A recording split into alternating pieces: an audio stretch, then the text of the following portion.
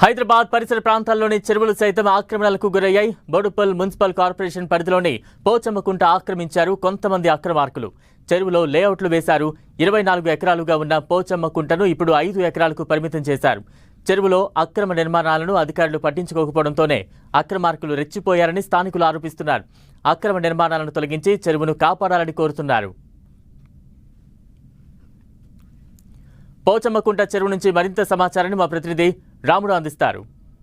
హైదరాబాద్ నగరంలో చెరువుల పరిస్థితి రోజు రోజుకు ఎంత కుంచుకుపోతుందో ఈ పోచమ్మ కుంటను చూస్తే మనకు అర్థమవుతుంది.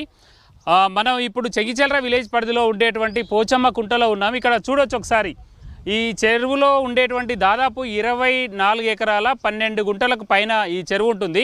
కానీ ఇది చూస్తే మాత్రం ఇప్పుడు చాలా తగ్గిపోయింది. అక్కడ చూడొచ్చు పక్కనే ఉండేటువంటి డెబ్రీస్ ఏ విధంగా తీసుకొచ్చి ఎట్లా వేస్తున్నారు అనేది. ఇది మనం చూస్తే ఇదంతా కూడా నిర్మాణాలు కూల్చినాయి, లేదంటే సీసీ రోడ్డు తొలగించినటువంటి డెబ్రీలాగా మనకు కనబడుతుంది. సీసీ రోడ్డు తొలగించి ఉంటే ఒకవేళ మున్సిపల్ కార్పొరేషన్ అధికారులే తీసుకొచ్చి ఇక్కడ వేసారా అనేటువంటి అనుమానాలు కలుగుతున్నాయి.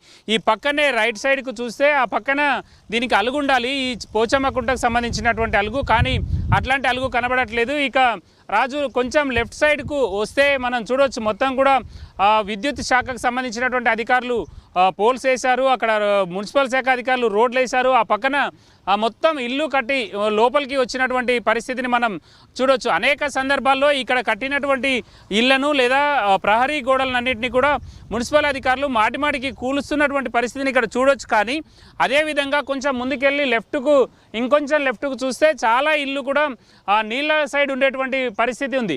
ప్రధానంగా ఇది మొత్తం 24 ఎకరాలకు పైగా ఉండేటువంటి ఈ చెరువు ఇప్పుడు చూస్తే ఒక 4-5 ఎకరాలకు మించి మనకు చెరువులా కనబడుతున్నటువంటి పరిస్థితి లేదు. ఈ చెరువుకు సంబంధించి మరిన్ని వివరాలు తెలుసుకుందాం. స్థానికులు ఉన్నారు. సార్, దీనికి సంబంధించి ఎంత కాలం నుంచి మీరు ఈ ప్రాంతంలో ఉండి ఉంటారు?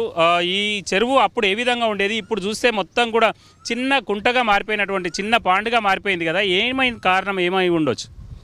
మేము ఈ ఊరోళ్ళమే చిన్నప్పటి నుంచి ఇక్కడ ఆడుకున్నాము. ఈ పెద్ద చెరువు ఉండేది, అక్కడ వరకు చెరువు ఉండేది. నీళ్లు ఇది మునిగితే అక్కడ దాకా వచ్చేది. తర్వాత బఫర్ జోన్ అనేది కింద ఉండే. ఇక్కడ వాటర్ అక్కడ తోంబు ఉండే. వాటర్ ఎక్కువైనప్పుడు తోంబు తీస్తుండేది, అది నీళ్ళు అక్కడ పోతుండే. తర్వాత అలుగు అక్కడ ఉంది. ఇది సుమారు 24 ఎకరాల చెరువు, 24 ఎకరాల 10 గుంటలు ఉంటుంది.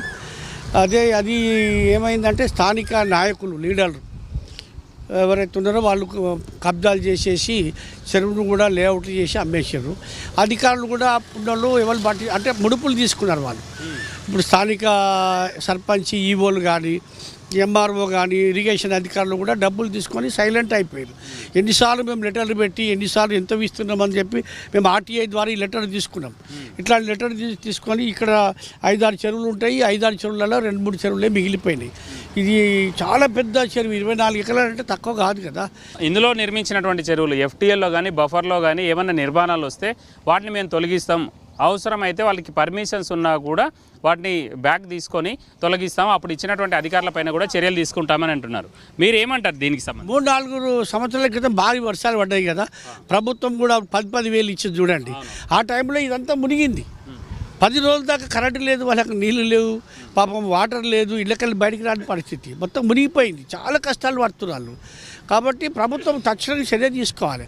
చర్య తీసుకొని పాపం అమాయకులు ఉండరాలు, చిన్న ఉద్యోగస్తులు, మిడిల్ క్లాస్ వాళ్ళు లోన్లు తీసుకొని కట్టుకున్నారు. వాళ్ళకి తప్పు కాదు, పాపం వాళ్ళని మోసం చేసి అమ్మిరు. వీళ్ళు ఎవరైతే అమ్మిరో వాళ్ళని బట్టి వాళ్ళ దగ్గర ఉన్న ఆస్తులు తీసుకొచ్చి వాళ్ళకి ప్రత్యామ్నాయం చేయాలి. కాంగ్రెస్ ప్రభుత్వం హైడ్రా పెట్టి రేవంత్ రెడ్డి గారి నాయకత్వంలో జరుగుతుందో, ఇప్పుడు దీన్ని చేయాలంటే ఫస్ట్ చాలామంది బీదోళ్ళు తీసుకున్నారు కాబట్టి ఆ బీదోళ్ళను ఇప్పుడు ఇల్లు కూలగొట్టాలంటే ఎట్లా కూలగొట్టాలి, అదొకటి కొంచెం డైలమా. ఇప్పుడు మనం చెప్పాలంటే ఇప్పుడు మా ఇల్లాడు ఉన్నా కూడా చెప్పడానికి ఇబ్బందే ఉంటుంది.